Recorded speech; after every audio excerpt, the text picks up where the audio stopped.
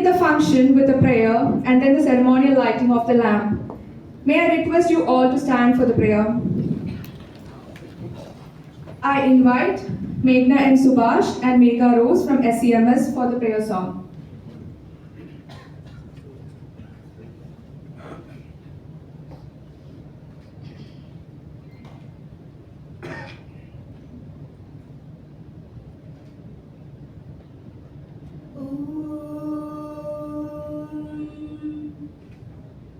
सर्वेषां स्वस्तिर्भवतु सर्वेषां शान्तिर्भवतु सर्वेषां पूर्णं भवतु सर्वेषां मङ्गलं भवतु सर्वे भवन्तु सुखिनः सर्वे सन्तु निरामयाः सर्वे भद्राणि पश्यन्तु मा कश्चित् दुःखभाग् भवेत् सर्वे भवन्तु सुखिनः सर्वे सन्तु निरामयाः सर्वे भद्राणि पश्यन्तु मा कश्चित् दुःखभाग् भवेत् मा कश्चित् दुःखभाग् भवेत्.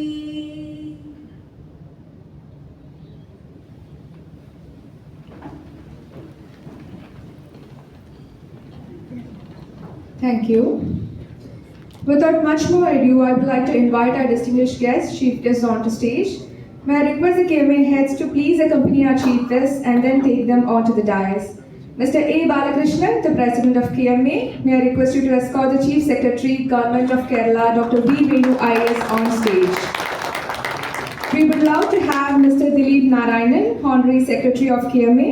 May I request you to accompany Mr. Biju Dominic, the Chief Evangelist, Fractal Analytics and Chairman, FinalMile Consulting, and Mr. T.T. Thomas, former EMA and KMA President, onto the stage.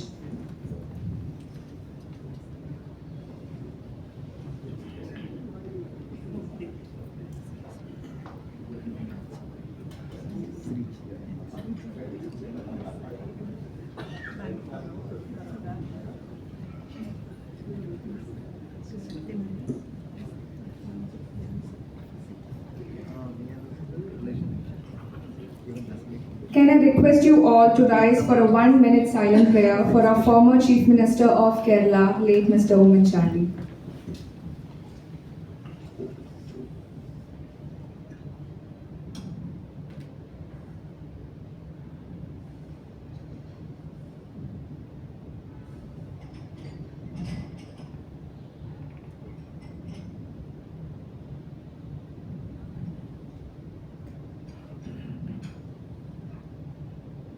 Thank you. Please be seated. And now, Senior Vice President KMA will be welcoming the Chief Guest for the day, Dr. V. Venu, IAS, Chief Secretary, Government of Kerala, and Mr. Biju Dominic, Chief Evangelist, Fractal Analytics and Chairman, FinalMile Consulting. Mr. Bibu Punnaran, Senior Vice President KMA. He is also the Director of Medivision Group of Companies. May I request you to please welcome the gathering.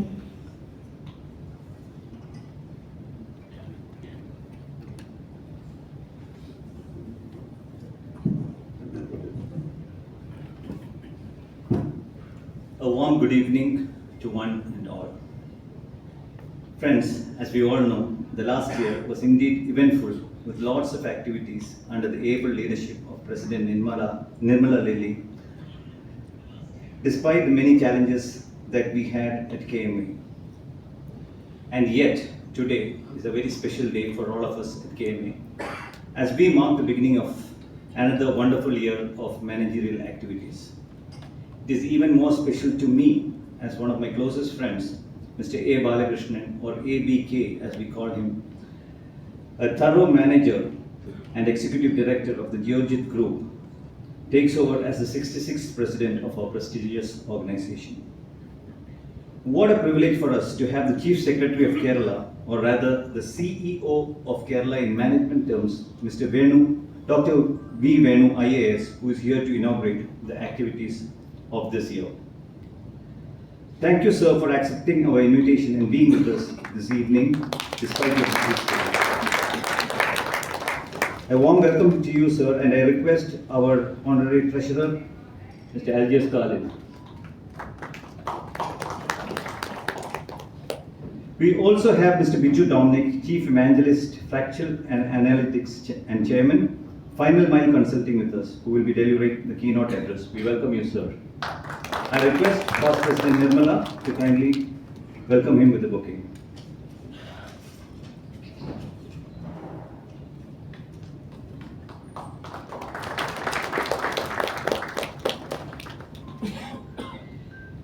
Another luminary that we have today with us is Mr. T.T. Thomas, past president of KMA, and more importantly, the past president of IMA, or the All India Management Association, and he's the only KMA president who had the privilege of adorning this position. We welcome you, sir. I request Joint Secretary, Mr. Anil Verma, to honor him with a bouquet.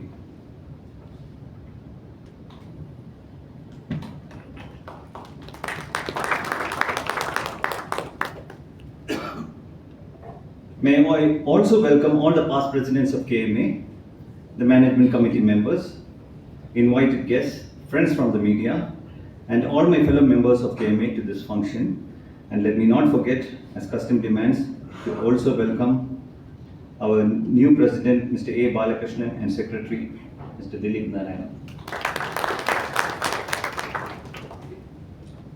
If I were to introduce Mr. Dr. V. Venu IAS in detail, this would take a long time, considering the achievements and laurels that he has gained over the years. This applies to Mr. Biju Dominic too, but in order to stick to my given time, may I also have the privilege of introducing in brief our chief guest and keynote speaker. Dr. Venu Vasudevan IAS is Chief Secretary to Government of Kerala with charge of several departments.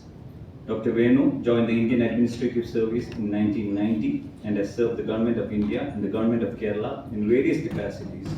He served as Vice Chancellor, National Museum Institute of History of Art, Conservation and Museology. In the aftermath of the natural disaster in 2018, Dr. Venu was appointed as a Principal Secretary, Revenue and Disaster Management, and oversaw the massive relief and rehabilitation program in the state. He has served the sectors of tourism and culture in a variety of assignments. It was during his tenure as Director Kerala Tourism and later as Secretary Department of Tourism that Kerala transformed its market position and built up a strong private-public partnership. Kerala Travel Mart, the biggest international travel mart in India, is his brainchild. He played a pivotal role in formulating and rolling out the Incredible India campaign of Ministry of Tourism. Little known facts about him to this particular managers out sitting here is that he was the chairman of the quiz team, or chairman of the quiz of his Calicut University during his college days. And he's a versatile actor, and he has acted in movies, dramas, and even now he finds time to take time off from his official duties and dedicate himself to his acting talents. This was told to me, sir, by your friend, Mr. Anil Raghavan, who's here right now. So that's a last minute information that I could gather. So friends, with this I would like to introduce to you Dr. V. Venu, Chief Secretary of Kerala. Our keynote speaker, Mr. Biju Dominic, is the Chief Evangelist of Fractal Analytics and Chairman of FinalMile Consulting. In the first 18 years of his career, while working with several leading advertising agencies in India, he realized the importance of traditional human behavioral theories to effectively explain nor help influence human behavior. It is not importance, it is impotence. So, In 2007, he pioneered the development of the field of behavioral architecture, a new approach to understand and influence human behavior by combining learning from cognitive neuroscience, behavioral economics, and design. In the last 15 years, behavioral architecture has been used to solve some of the most significant human behavior problems in the world, such as accidents due to trespassing of rail tracks, road accidents, HIV, girl trafficking, financial inclusion, etc. Today, at Fractal Analytics, a world leader in data analytics and AI, is exploring the new possibilities at the intersection of artificial intelligence and neuroscience. Every fortnight, he authors a column, Behavior by Brain, in Mint newspaper. Friends, I'm sure that we will have a great evening listening to these stalwarts and imbibing more knowledge from them. Once again, a warm welcome to one and all.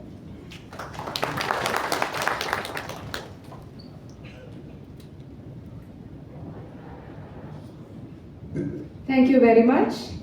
A word of warm welcome to you as well, sir. It's indeed we are blessed to have such exciting line of speakers here today. Thank you very much. And now for the presidential address, KMA President, Mr. A. Balakrishnan. He is also the Executive Director of Geojit Financial Services Limited. May I invite Mr. A. Balakrishnan to deliver the presidential address on this occasion.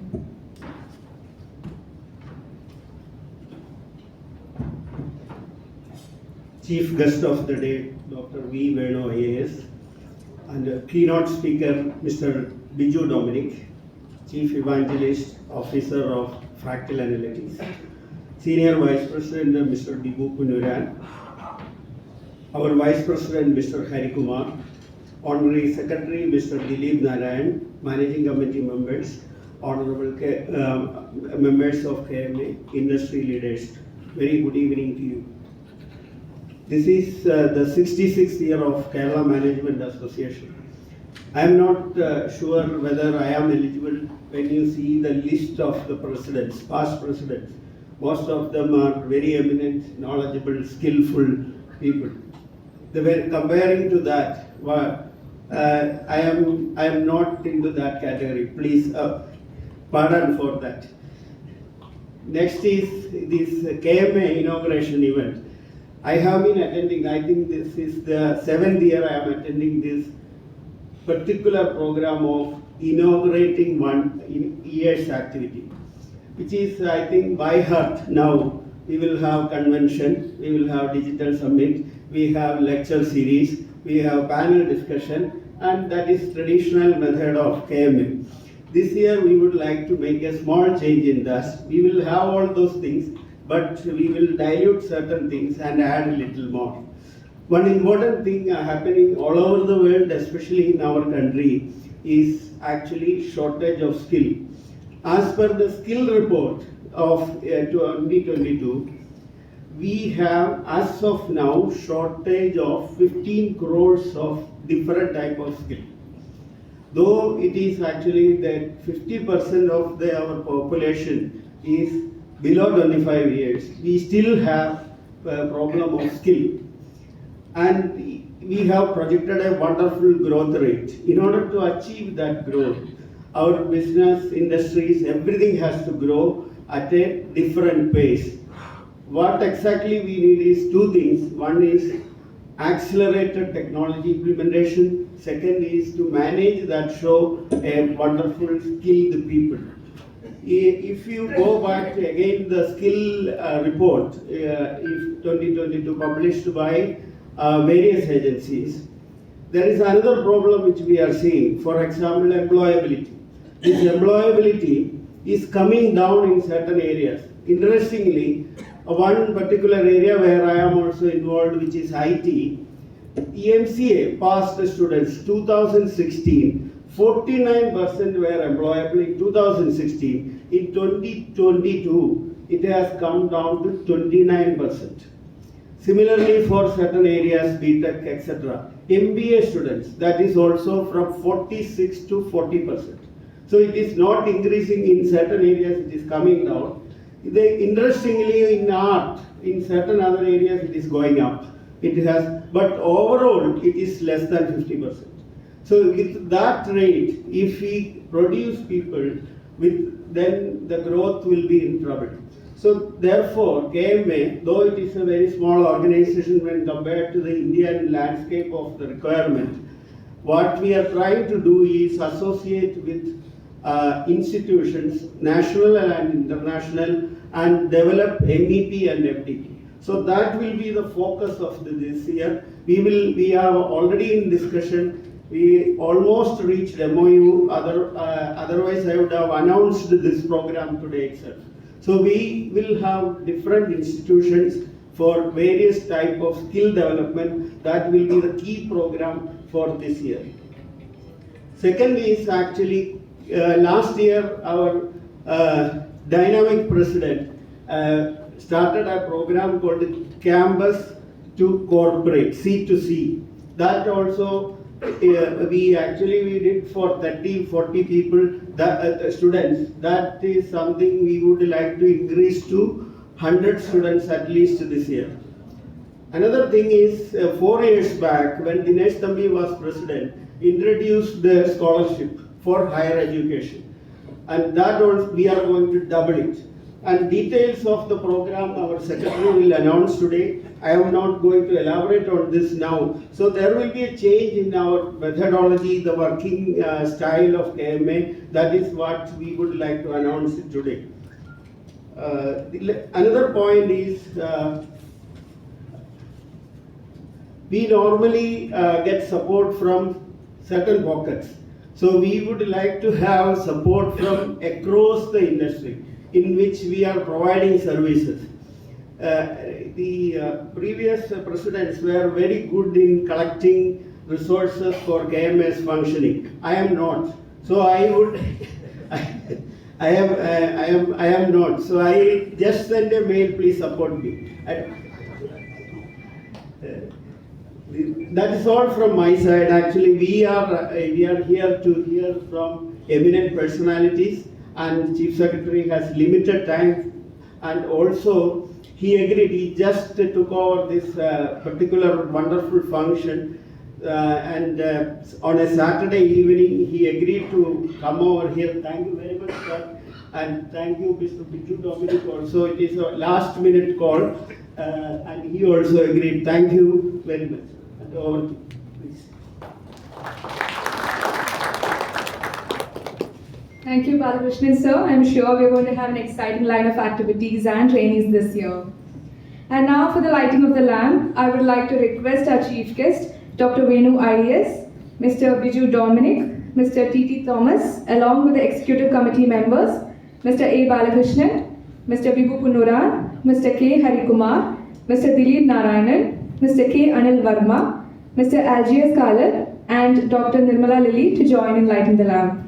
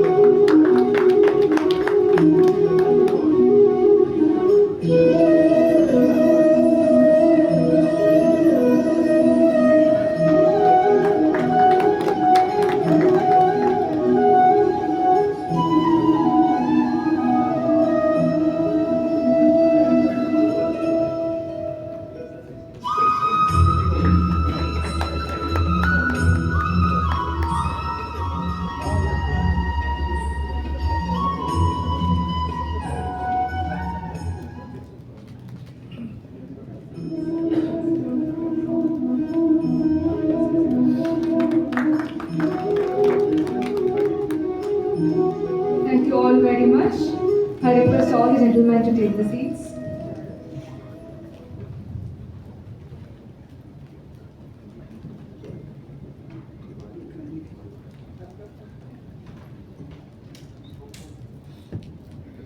The inaugural ceremony is presided over by our chief guest, Dr. Venu, IAS, Chief Secretary, Government of Kerala.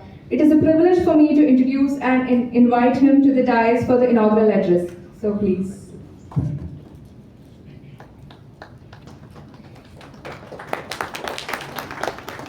Thank you.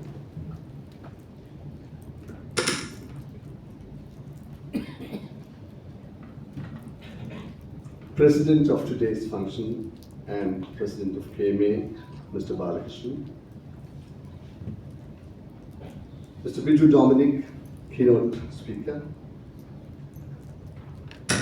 Mr. T.T. Thomas, former EMA President and Senior Member of the KMA. Mr. Biju, Mr. Dilip, Mr. Harikumar, all the Executive Committee members of this year's KMA members, ladies and gentlemen, good evening. It is a privilege for me to be here on this very important evening to address this August gathering. Some of you may know that I'm just recovering from a very bad accident. There's a few people know this. I say this here because this is a debt I owe to one of your members. So the immediate past President Nirmala had extracted a promise from me. In November, I think, she said that I am president and you have to come and address KMA. And I did promise her. I said I will come. Unfortunately, in January, I had this accident and I was out of action for many months after that. But she held me to the promise. And she said, it is not the tenure that is important, it is the association.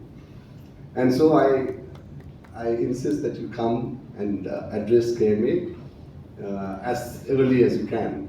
And here I am. So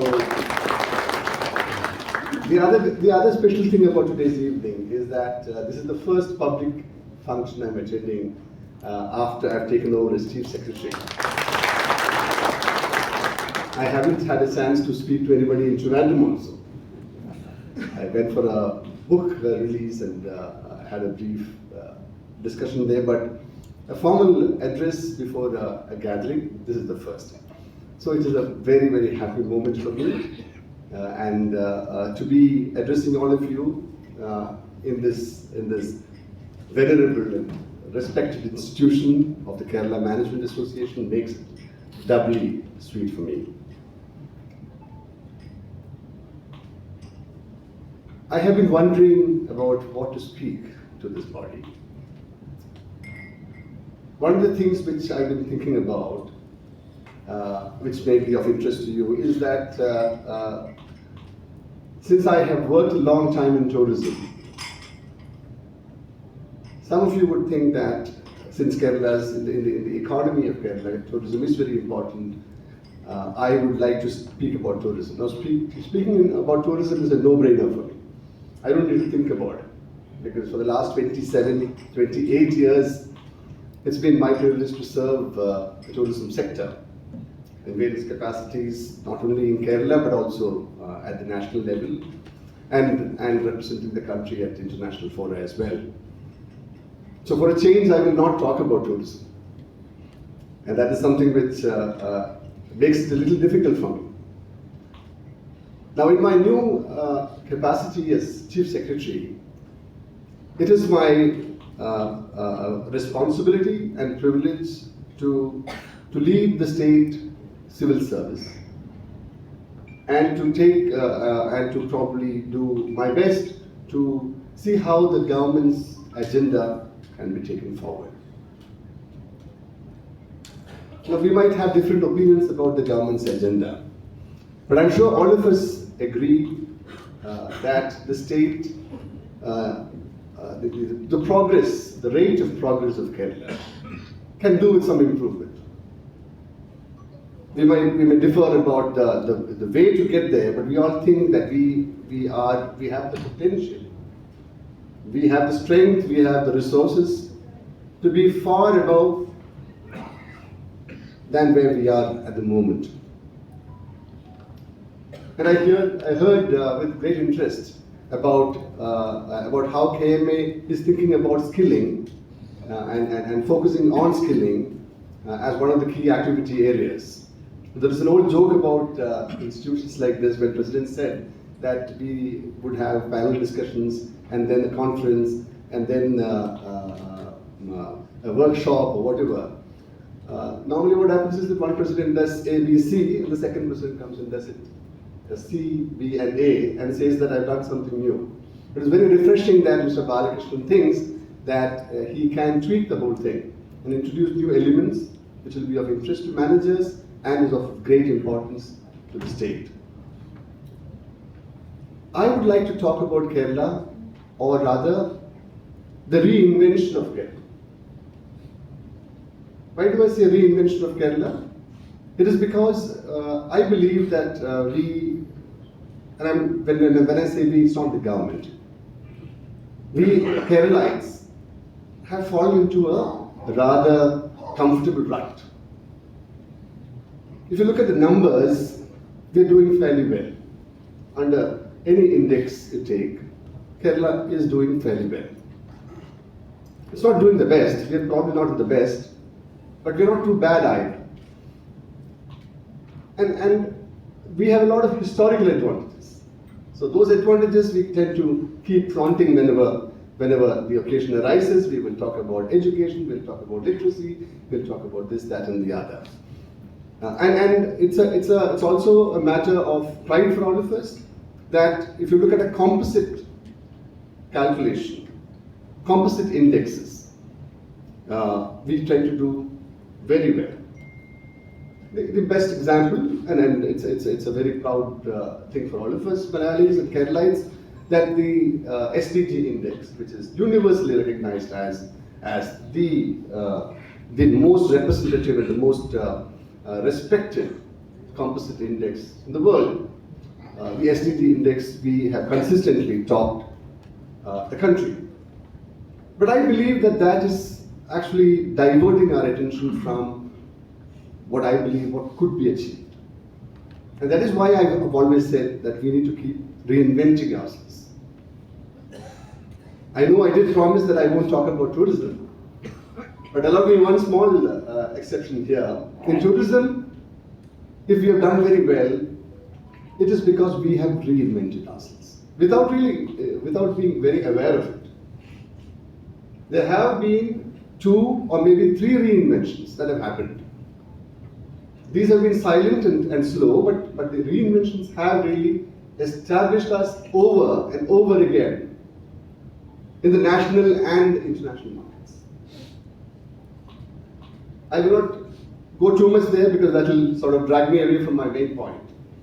But reinvention of Kerala is what we really need now. Because from this comfort trap, we need to actually get our hands dirty and change the way people look at us.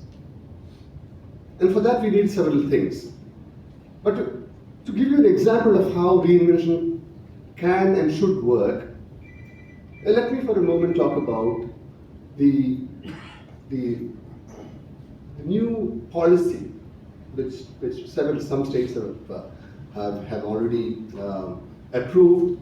Kerala has not, and which I believe that has got a potential to actually transform several businesses here and provide employment to a whole new universe of young skilled people. Skills, we are talking about skills, and this is the skills part I wanted to talk about. Now, what is this I'm talking about? It is the AVGC XR. This is a bunch of crazy alphabets, isn't it? I'm sure some of you probably are aware. But the AVGC, I'll talk about AVGC first and then we'll talk about the XR. The AVGC policy is a new one, but it actually brings together a lot of very interesting and emerging components, right? Animation, visual effects, so AV, gaming, This is probably people will start saying, getting suspicious about gaming. Comics and comic art, they like to call themselves in the singular comic. So AVGC. And XR is a recent addition, which they call extended reality.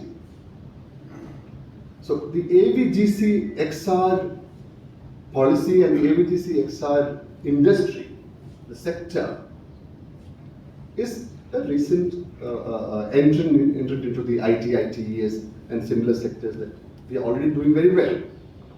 Why do I say this? Because all of us have watched animation.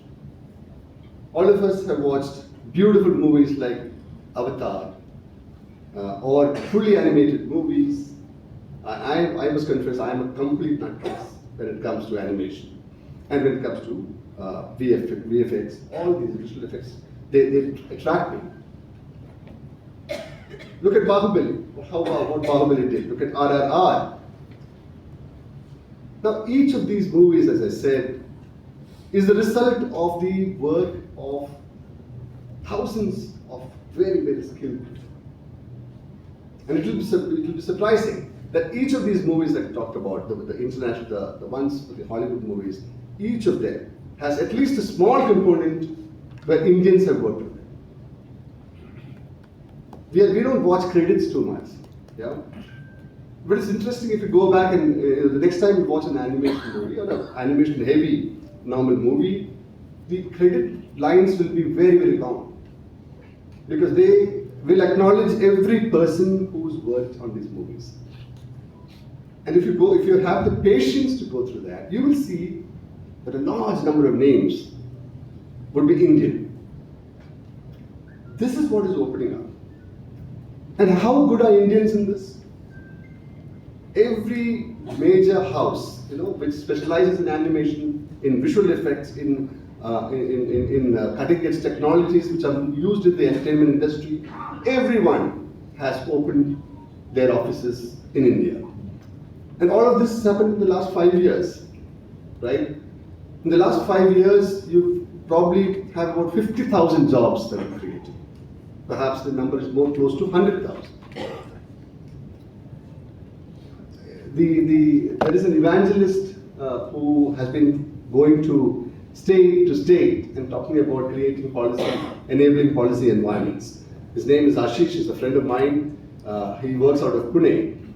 So Ashish says, we had dinner the other day, he was telling me that 50%, 50% of these skilled youngsters who are taking over these jobs are Malayalis. This is the silent growth that's happening. Nobody's talking this. But the youngsters, there is a certain way that they understand what the industry needs. It could be word of mouth, it could be social media, whatever. But they're all acquiring the skills they need, and they're all making a beeline to outside the state. So how do we reinvent Kerala? It is by saying that we are the capital for animation, we are the capital for visual effects, we are the capital for gaming. All these we need to keep attracting into our state because it doesn't. I don't need to repeat this thing that we don't have the land to give to investors, to entrepreneurs. We don't have these huge concessions and subsidies that are doled out by our sister states. So what do we have? We have the intellect. We have the human capital. And the way forward, ladies and gentlemen, is to keep investing in human capital, where our skills make the difference. And that is probably a way to reinvent ourselves.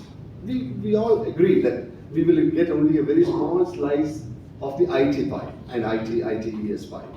Today we are at, if you look at the total Indian exports, we are probably about 10 to 15%.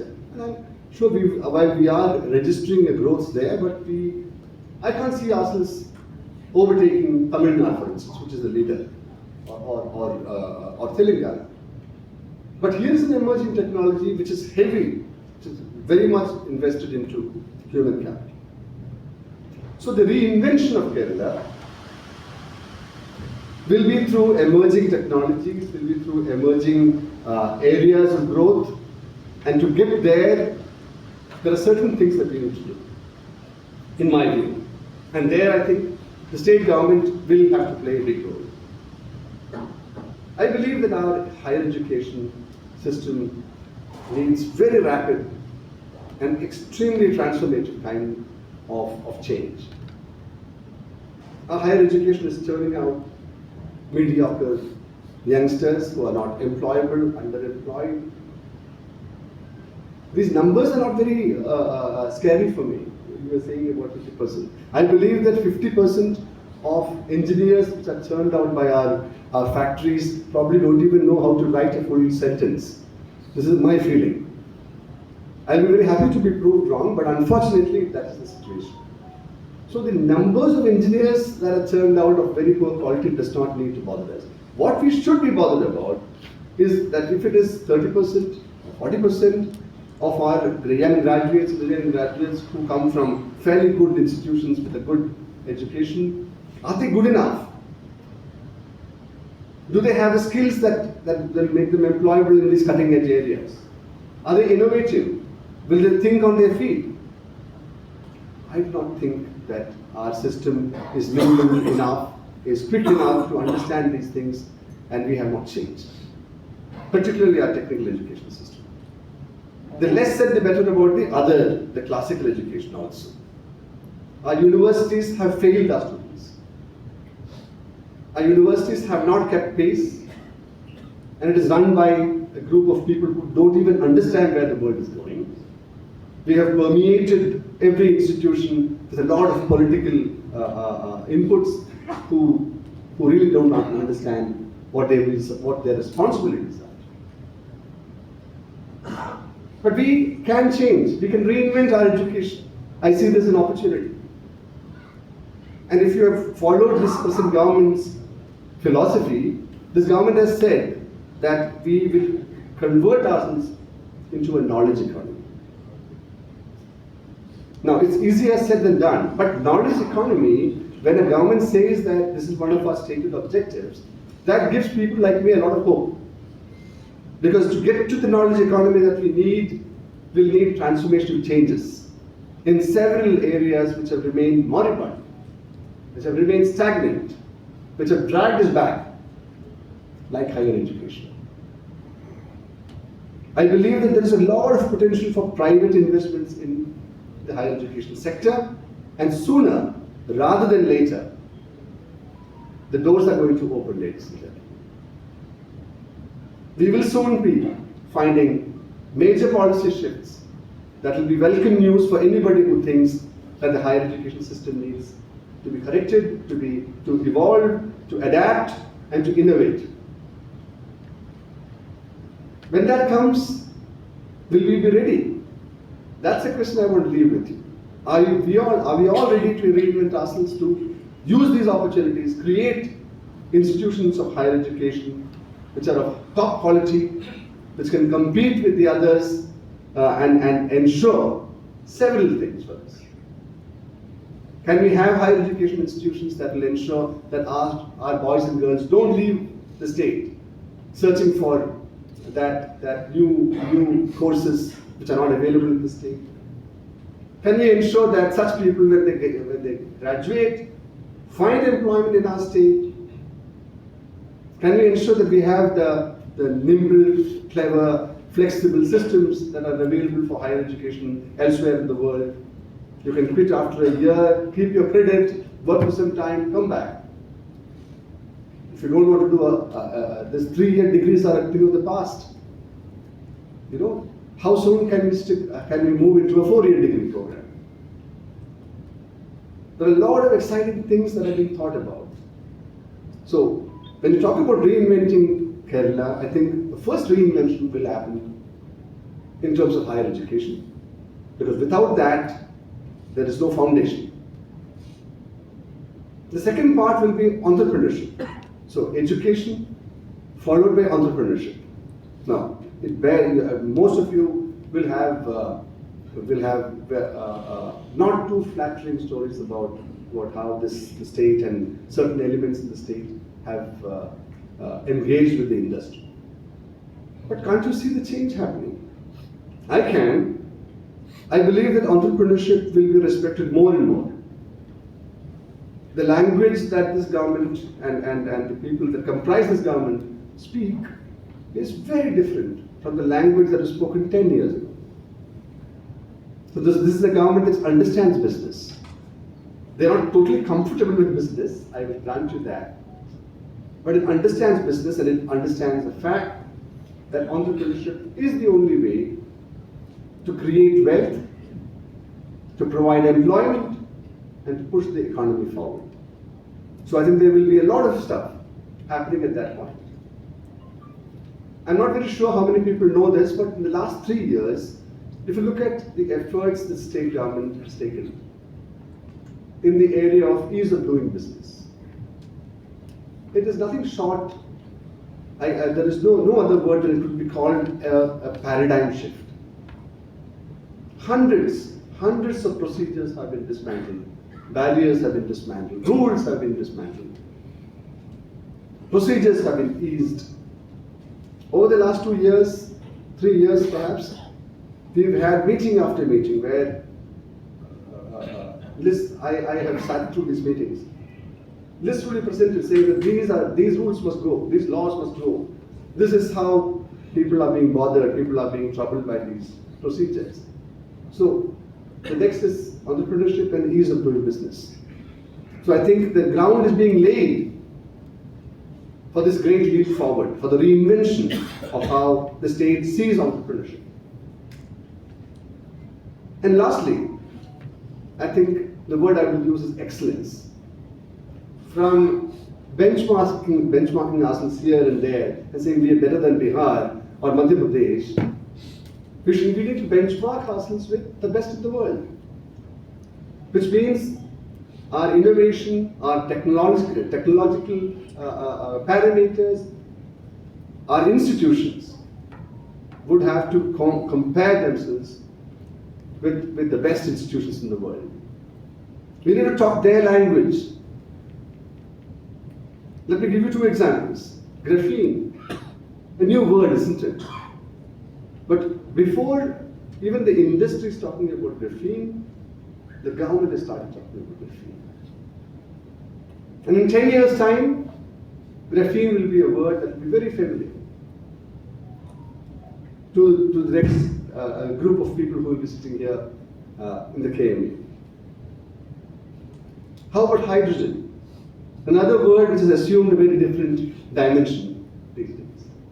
We are leaders in this whole hydrogen initiatives. So the state is looking at identifying things that are not coming tomorrow, but the day after tomorrow. And preparing the state, preparing institutions, preparing organizations, preparing the ground to capture the momentum, the potential that these new initiatives, these are global initiatives, these new global initiatives can gather. So ladies and gentlemen, the reinvention of Kerala is well underway. It's a project that needs involvement from all of us. It demands that we think differently about our state. It demands that we look at new areas of investment, and also means that we need to be very, very hopeful about the transformational nature of what a knowledge economy can bring to the state of Kerala. I will conclude now with my best wishes for all the activities that the new team under Mr. Balakrishnan will be undertaking, and with great pleasure I declare the whole activity calendar of the present year open. Thank you very much.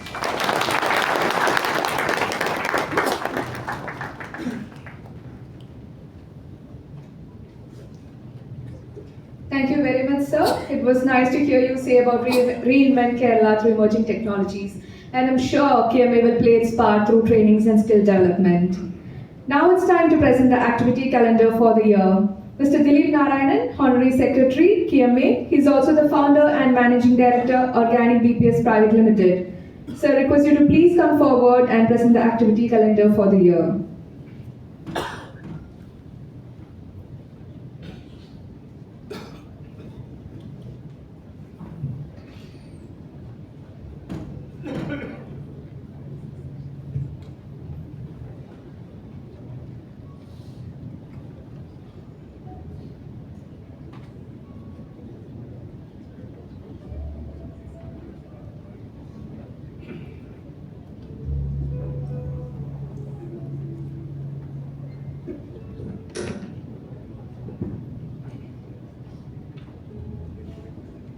Beloved President Mr. A. Balakrishnan, CEO of the State of Kerala, Honorary Chief Secretary Dr. V. Venu,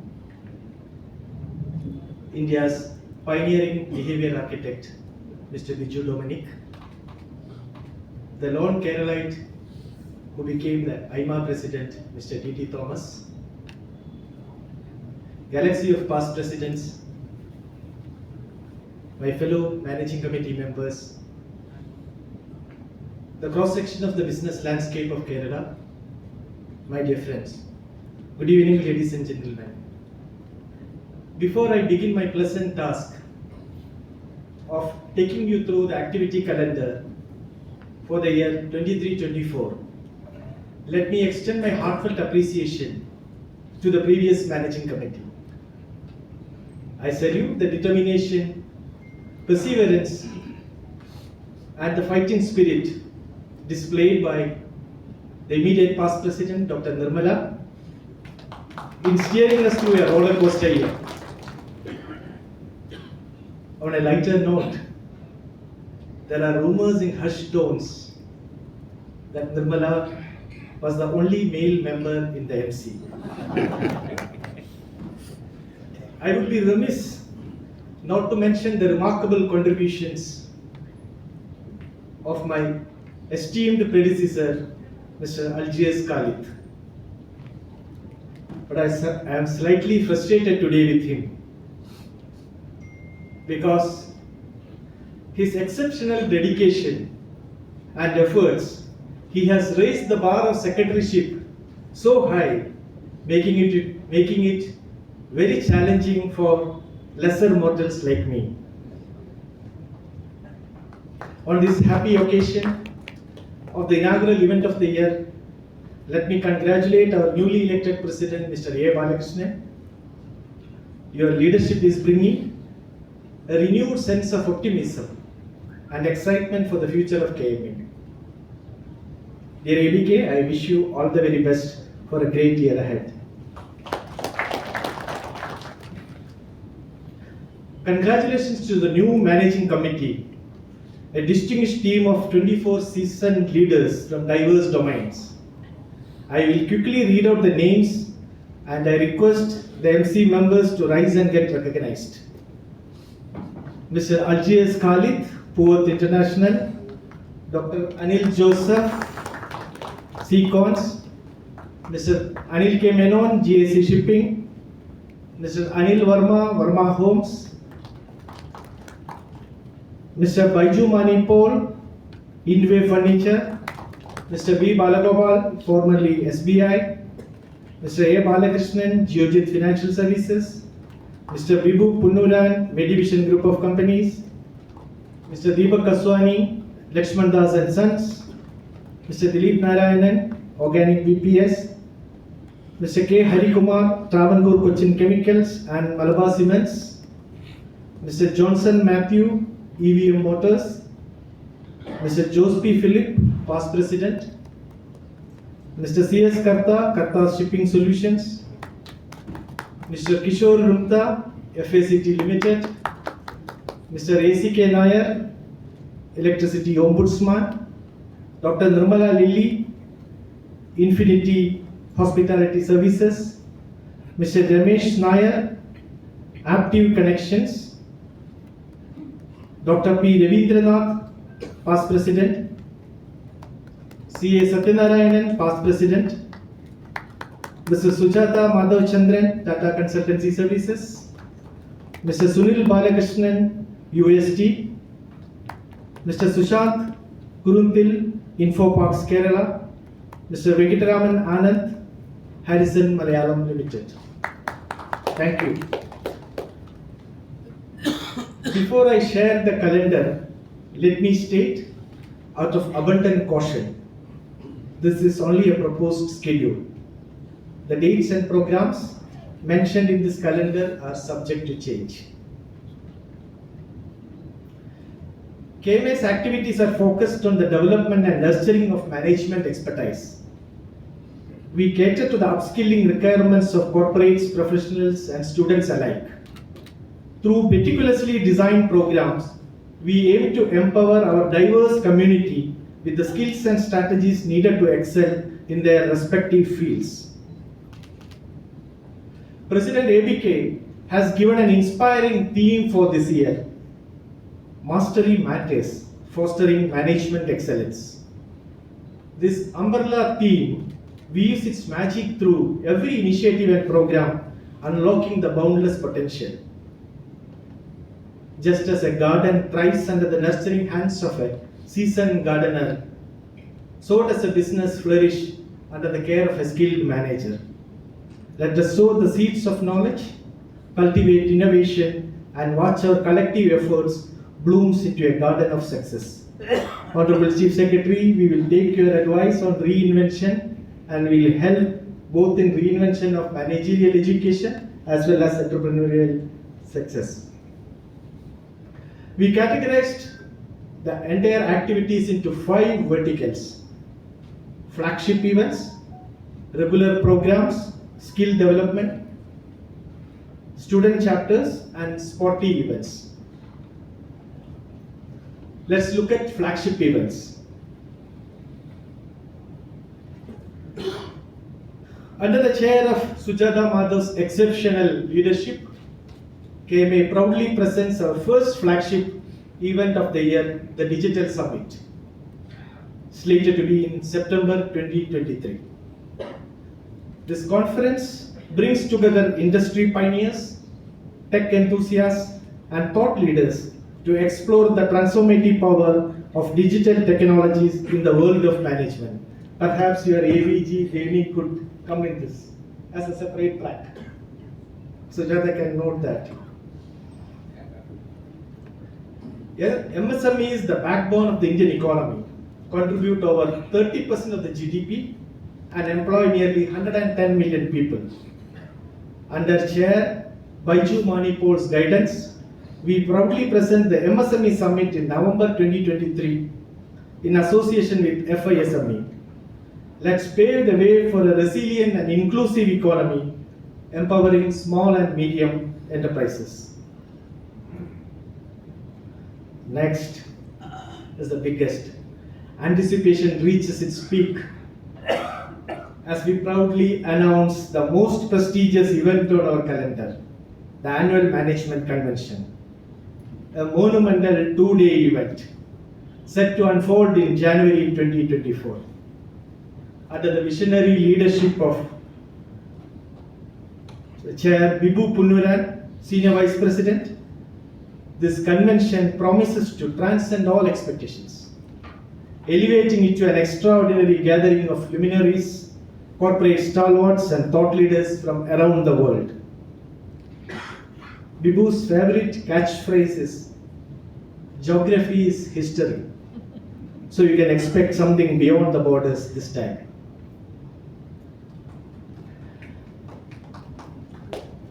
And even close to our hearts, the CSR Summit and Impact Awards are set to grace our calendars in February 2024 under the chairmanship of Dilip Narayanan. As we gather to recognize outstanding, responsible and sustainable business practices, we strengthen our resolve to contribute meaningfully to the well-being of our communities. A momentous event celebrating women in leadership, the Women Managers Convention, guided by the esteemed chairperson Dr. Numala Lilly, is scheduled for March 2024. Join us in this empowering journey where we celebrate achievements and champion gender diversity in the corporate world. Our grand finale, the award night, will take place in April 2024. Presided over by the Chair Dr. Anil Joseph. Renowned accolades such as the Management Leadership Award, IT Leadership Award, Manager of the Year Award, and various excellence awards will be presented to the deserving winners.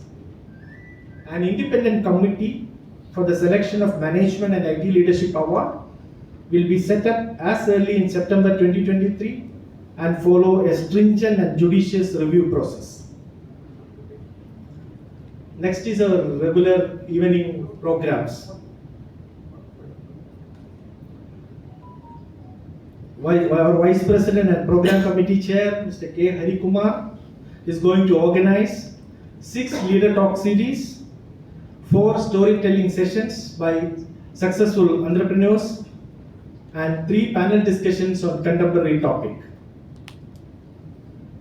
Mr. A.C.K. Nair will organize 3 memorial lectures commemorating late Mr. M.K.K. Nair, late Dr. M.V. Paili in December, and late Mr. K.T. Chandi in May 2024. Mr. Venkataraman Anand would be curating special program for CEOs and CXOs of Kerala, one in August and one in December. Mr. Anil Verma would be taking care of the Management Week celebrations in February 2024. And we will have our Foundation Day celebrations on 18th November 2023. Mr. Algiers Khalid would be taking us on industry visits in September 2023 and February 2024. This is the most important activity of skill development. As President already mentioned, we are in discussion with consultation with prestigious educational institutions to provide the relevant management development and management education programs for the managers and the students in Kerala.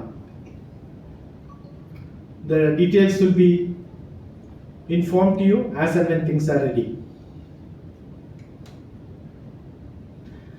Mr. C.S. Karta would be editing and publishing 9 newsletters titled KMA News. And we'll be restarting the academic journal, KMA Journal, with the world standard on managerial research. Next is the future of student chapters. Mr. Deepak Kaswani would be organizing events, scholarship for students, B-School Forum, and President already talked about the C2C, campus to corporate, the finishing school program. The employability would be addressed there. And we end with the last item on the sporty events. We have Mr. Balagopal is going to organize intercollegiate football, quiz competitions like Quest and Corporate Cricket League. CS Karta is going to organize Young Managers Contest. So thank you, friends. That's a calendar for the time being. Together we shall make the upcoming year a resounding success. Thank you once again, and I look forward to your exciting times ahead.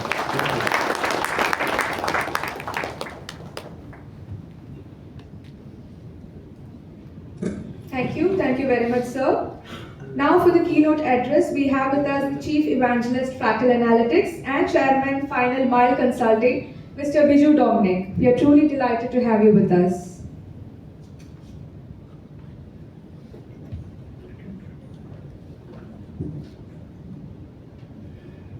Good evening, ladies and gentlemen. On 22nd of May, 2010, Captain Gluzica just took over the control of Air India Express that was leaving Dubai for a few minutes. He had just flown from Mangalore to Dubai.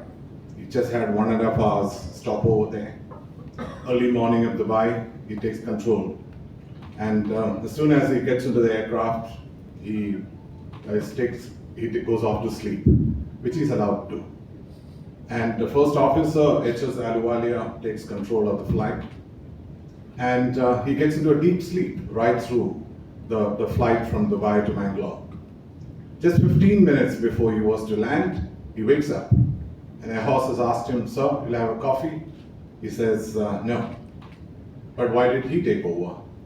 Because DGCR rule says, if it is a tabletop airport, which Mangalore is, the captain has to take control of the flight. And that's why Captain Glusiger has taken control. And Captain Glusiger is just not an ordinary pilot. He is one of the most experienced pilots of Air India Express. He has got more than 10,000 hours of flying time. He's landed in Mangalore 16 times before that.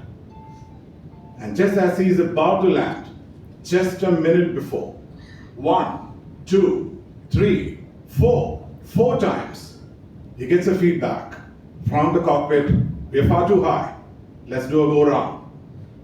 Not just the machine. Aluwalia is saying, "Sir, we are far too high." Not once, twice, thrice he says, "Sir, let's do a go round." Just before he landed his plane, Captain Glusiger had 7 warnings not to land his plane. But he landed. And in that process, not just him, 158 other people died. But the question is, why did such an experienced pilot ignore 7 warnings? Just as Dilip was explaining to me the context of this particular conference, he said, it's all about mastery matters. It's all about bringing in excellence within every organization in Kerala. Our Chief Secretary, Dr. Venu, did say that. He wants to bring excellence in everything we do in Kerala. What brings excellence? What brings mastery? Of course, it's knowledge. But where does knowledge come from? Learning.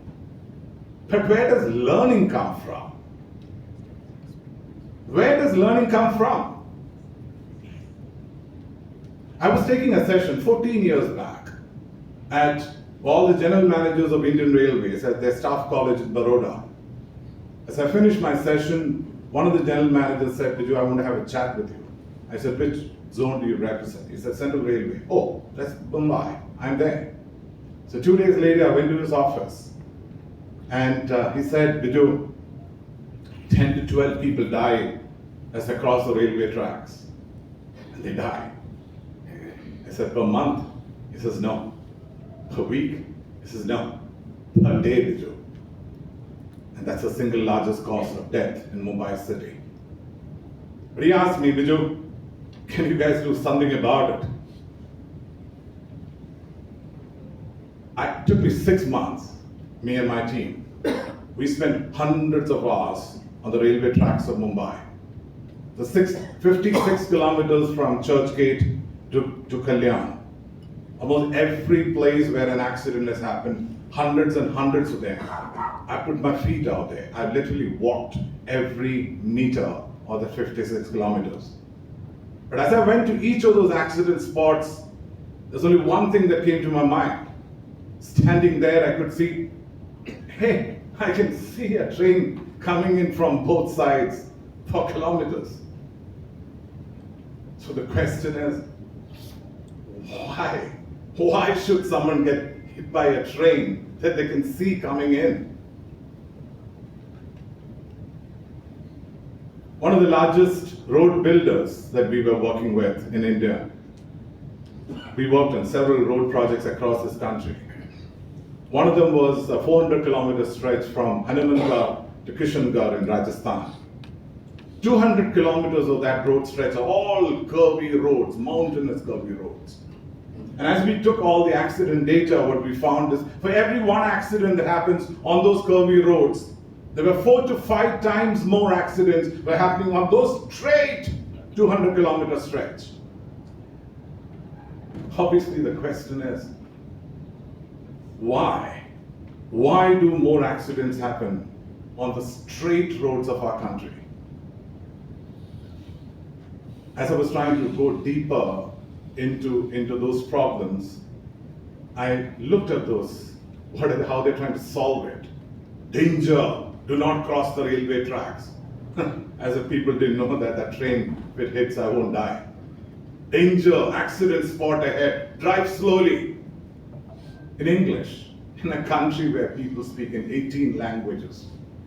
And when glance across is for a millisecond, I knew those poems that we write on those highway signages are a waste of time. People just can't comprehend it. And we said, can we do something where the brain processes that stimuli in milliseconds? So where do decisions happen in milliseconds? Suddenly I realized, oh, I have to go to the sports field. That's when I realized when a ball is bowled at 145 kilometers per hour, as the ball leaves the bowler, it reaches the batsman in about 0.45 seconds. And I realized the same is the time where just when Wimbledon was over, just as the person puts the ball up for the serve, the ball reaches the man in about 0.45 seconds. In soccer, the time that the goalkeeper has when a penalty is taken is just 0.45 seconds. So some of the most intricate millisecond decisions are taken on the sports field. But we ask ourselves only one question. What happens in the brain of the batsman in those 0.45 seconds? Can we really understand that?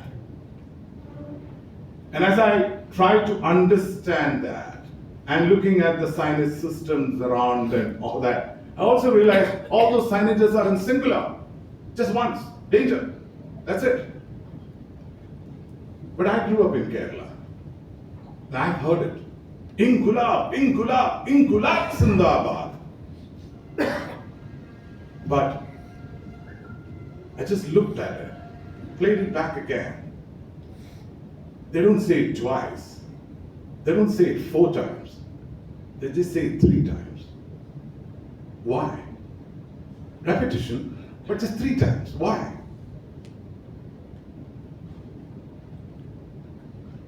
I know each of you sitting here is sitting with a wish to say, I want to build a culture of knowledge within my organization. And knowledge is all about curiosity. And where does curiosity come from? Curiosity comes from questions. Questions. Questions that just won't allow you to sleep. Questions that just makes you just roll on your bed. Questions that makes you go and pick up the best books that you can possibly get. Questions that make you just discuss with some of the intelligent people you meet and say, hey, I have this question. Can you find an answer for me? It's the questions. Daniel Hilbert, the famous mathematician in 1900, asked 23 questions. And all he said is, are you a mathematician? Or you got anything to do with mathematics? Solve it. Solve it. And for the next 123 years, the whole mathematical research has been hovering around these 23 questions predominantly. And just 10 of those questions have been answered so far.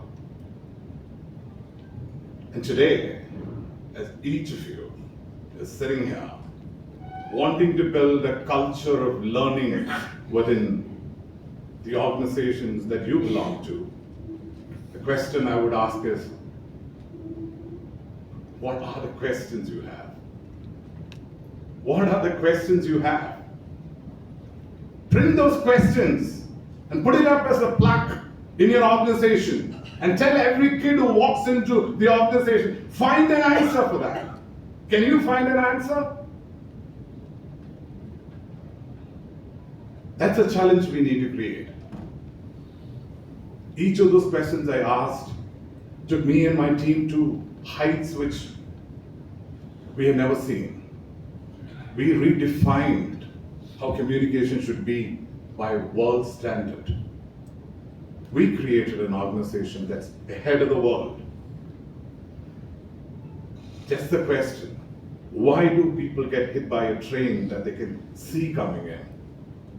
Took us the world of how does our eyes see?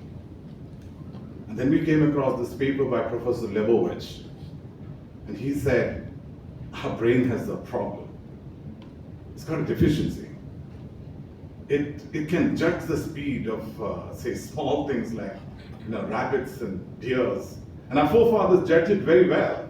And they threw the spear and had the breakfast that particular day. But elephants and giraffes, moved very slowly. So we have in our brain, over the last 600 million years, having seen large objects move fast. And we started seeing large objects move fast the last 150 years. Now 150 years is too short a time to make any impact on the brain. And so, when I look at a large object like a train that is coming towards me, I underestimate the incoming speed of that train by close to 40%. Okay, that's a brilliant answer. Good. So what should I do? Put up boats across Bombay by saying, trains are faster than what do you think, so be careful.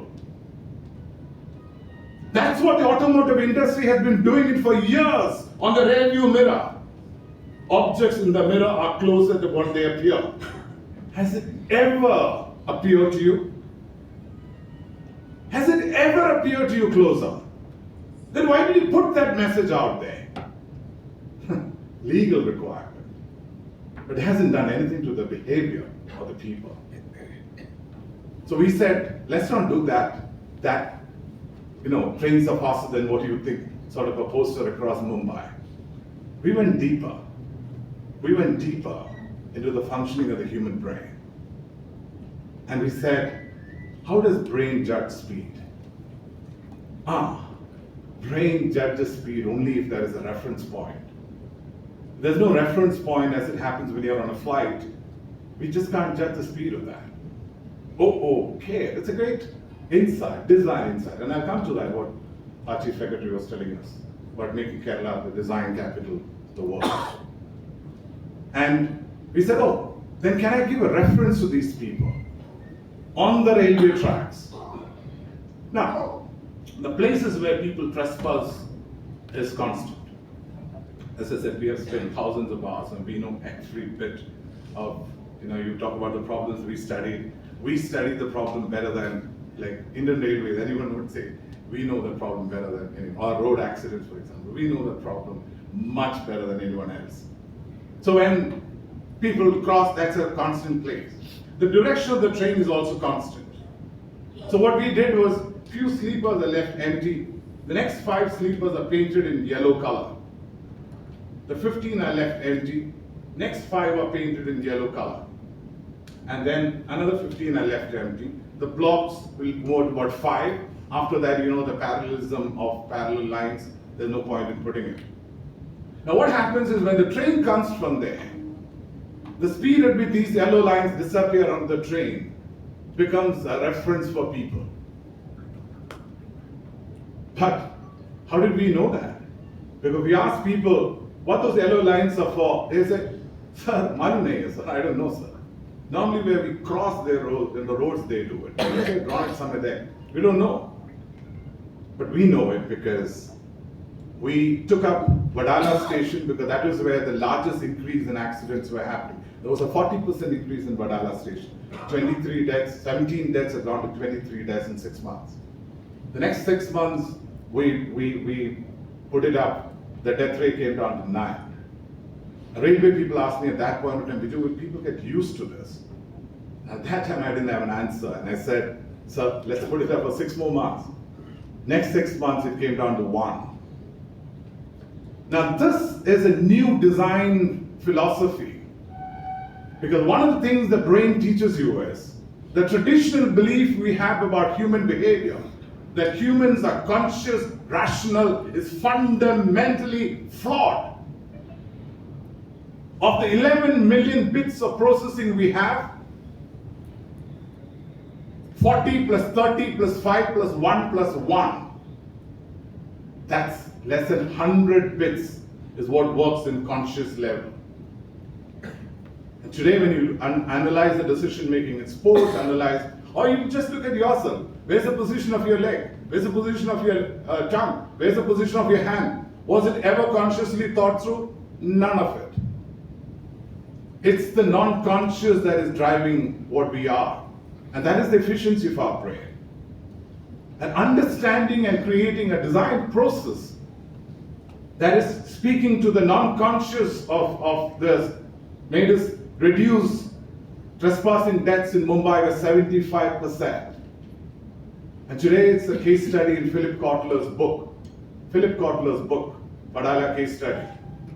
Across several highways in this country, we reduced road accidents by close to 69%, just for some few lines on the roads, using the same design principle. Thank you. And this is where I want to mention the power of questions. That passionate search that we have for finding answers for questions. Searching to a place where no one in the world would have ever gone to. And are having answers for it. That's what power of questions can do. And once you create an organization where such a passionate search happens, I can tell you, excellence is not far away. I know one thing, as Dr. Venu said, Kerala, I've written about it sometime back. South Korean economy is nothing to do with Samsung and others. The most significant contribution to South Korea comes from creativity. And every time I go to the airport and I go to the DC bookstore or the Madhurabhumi store, I look at the books and the outer cover design. And I go to NID, I know the NID director, because I teach there too. I just look at, as you said, most of them are Malayali boys. And I know one of the best talents that Kerala has is our design capability. And when I heard our Chief Secretary saying that he's looking to build Kerala as the design capital, or not just India, but of the world, I really believe in it. But all that I just wanted to tell you today is, when you have powerful questions, and when you search for it, these sort of dreams that we want to achieve for our state is not far away. And as you begin a year of new activity and new thought process, may I wish you wonderful sleepless nights of a whole lot of questions. A whole lot of questions. Powerful questions. Intelligent questions. Thank you.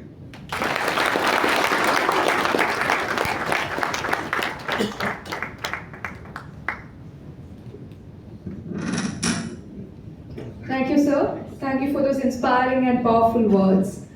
Now for the felicitation, I request our former KMA President, the only All India Management Association President from Kerala, and former Chairman and Managing Director, FACT Limited, Mr. T.T. Thomas, to do the felicitation.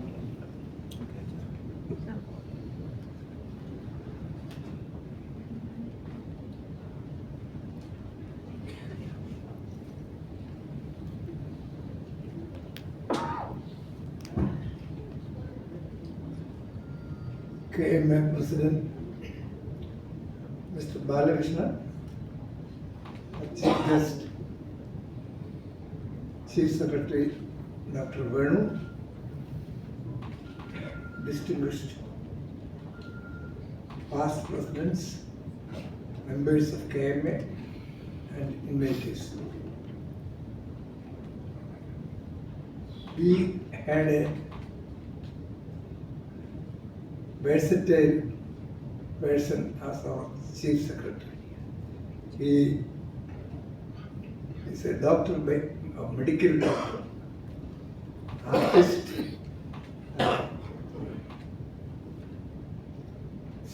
cinema star, combined with whatever you can imagine. He has not disclosed many things, so we don't know.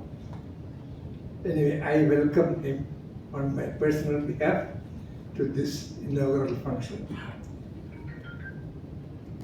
After the Chief Secretary said, reinventing Kerala. Very many topics is test, others also test. But reinventing Kerala, I have one small suggestion. That is that we should reinvent manufacturing in Kerala.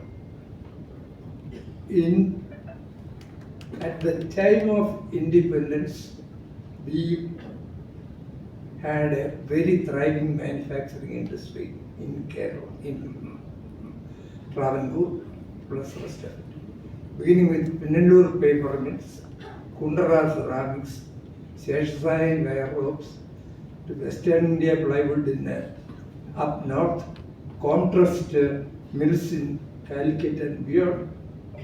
All this or most of them are extinct. With that, we also came to the conclusion that Kerala is not good for manufacturing. Reasons were invented for that, like land availability, pollution, etc., etc. I work with a company which is chemical industries, perhaps most damaging polluter, not our company, but generally speaking. So people say that everyone will get sick. Actually, the percentage of people who are sick in Elur Island is far less than elsewhere in the state. Now, issue is that what is coming was, so we had to reinvent manufacturing. A technological explosion is going to take place in India, guided by the opening up of the defense industry and the aerospace industry, and a technology bar which the Western countries have put on the country is getting lifted. We have the other day an agreement with UAE, where the Prime Minister has signed an agreement for rupee trading. Capital flow inward and outward is going to be free. And I am sure that hundreds of our NRIs would be only too keen to put the money in, because they can take out the money, they can do whatever they want. I mean, subject to rules. So, the other day, again last week, we said the German team is coming to India, to Kerala, for fixing guidelines for recruiting of people. That is, a German industry wants Keralites there, and they are sending a delegation to fix up the procedure and the terms. So things are opening up, and capital is not going to be a constraining point. But Kerala has to change. They have to forget this attitude that we are not fit for industry, we are not fit for this. And there is also a perception. I, as a president of IMA, had occasion to speak to industrialists from across the country. They all, many of them, or I can say all, say, we like Kerala, we like Keralites, but we do not like your industrial culture. If we say that here in certain fora, we will be told that is their view. It is not our, it is their perception mistake. So if there is a perception mistake like that, it is for us to remove that perception and put things back instead of saying that. So my submission is that we have missed many buses. Now, even the IT bus we missed substantially. Though some parks have come up, etc., and some activities going. This incoming industrial explosion, led by aerospace industries, defense industries in particular. Defense industries have no limit in the future because a 30% offset set-off was decided sometimes in Antony's time, but nothing happened as usual for years. Now it is picking up because it has become a compulsive necessity for the country, and that opportunity we have to use. So a reinvention of manufacturing is skill development. Both the Chief Secretary as well as the President mentioned. Doing jobs by hand is where you develop skill. You can develop skill sitting in engineering college rooms, etc., or by having conferences or tea parties or whatever you want. But for real skill to come, you have to work with hands. That possibility for the youth of Kerala is coming once the industrialization process restarts. Then this German industry will come and take more people from here because the future people are going to be high-tech areas. Now with this short reminder of what we have forgotten and what is lying in store, I conclude my comments. I wish KMA all success. After a fairly long winter, I wish them a long spring, Vasanta, Pudiya Vasanta. I am wishing KMA. I hope you will.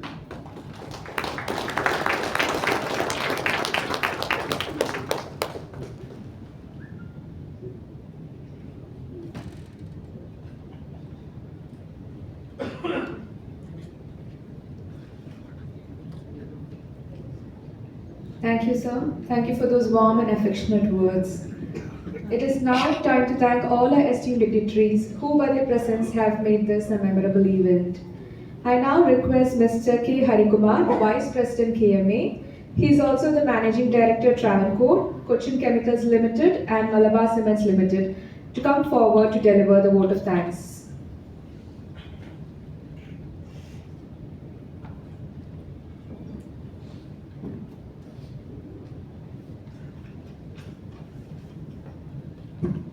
Honorable Chief Secretary, the keynote speaker, Mr. Biju Dominic, Mr. T.T. Thomas, President of KMA, Mr. E. Balakrishnan, Secretary, Mr. Dilip Narayanan, past presidents, other invited dignitaries and friends.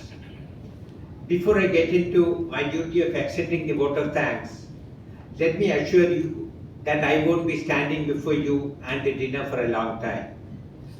I would start by congratulating the President of KMA for the master theme on Mastery Matters, Fostering Management Excellence.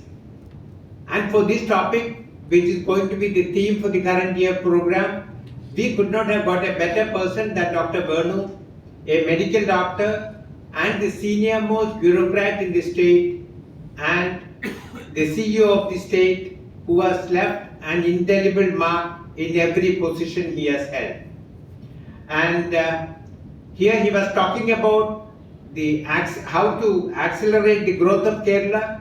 He was talking about the reinvention of Kerala by using intellect, basically on emerging areas like AVGC, XR and other related areas. He was talking about the radical change in higher education, entrepreneurship and many things. As he said, it was very nice of him to have chosen KMA to come and deliver his first public address in Cochin. Thank you, sir. thank you for the excellent speech, for kicking off the KMA activities in the 66th year. And I would now request Mr. Kishore Rumta, Chairman FACT, to kindly honor him with a memento. He is also a member of the management committee.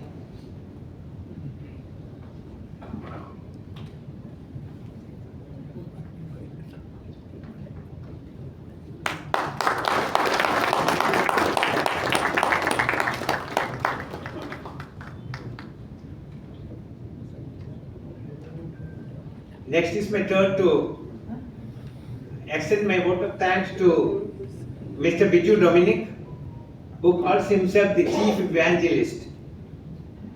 Let me assure you, Mr. Biju, that you have actually lived up to whatever you call yourself, because Evangelist is a person who seeks to convert others, who basically tries to convert others.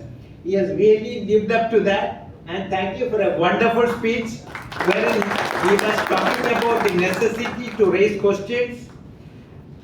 Basically, when you ask questions, you will try to find answers, and he was also talking about the necessity to comprehend things, how our brain is incapable of understanding many things which we otherwise thought that we can understand. So it was a very, very powerful speech. Like the train he was talking about, it actually rammed into us, and it was a very, very powerful speech. And I would now request Mr. Jibu Paul, the past president, to kindly give a memento to Mr. Biju Dominic.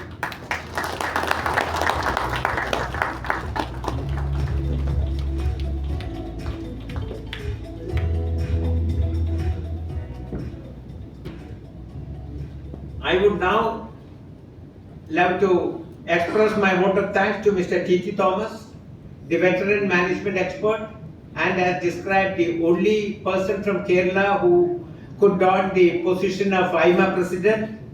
He was talking about the necessity to revive manufacturing, to reinvent manufacturing. He was talking about the necessity to venture into defense and other aerospace areas.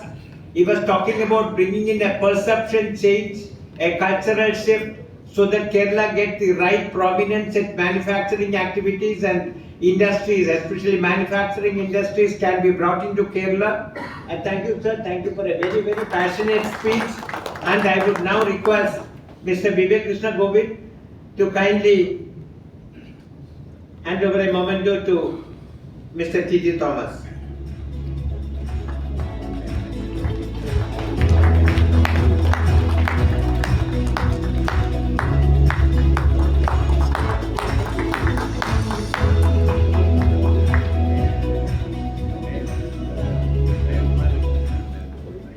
I would now thank all the MC members, all the past presidents, all the invited guests, the press, the print and the electronic media, the members of KMA, and one and all. Thank you very much. Thank you, sir.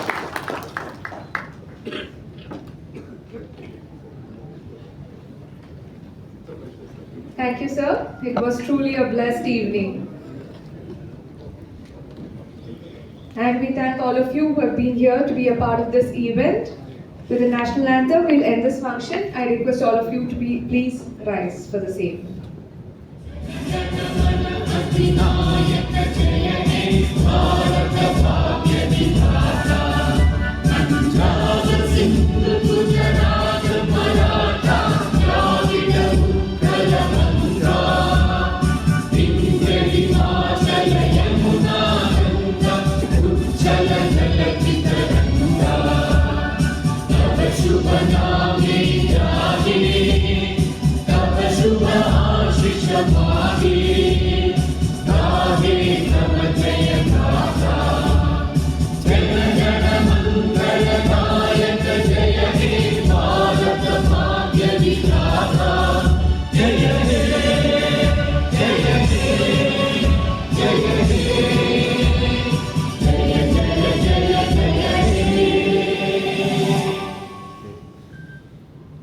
The food is arranged at the right side of this room. Thank you all once again.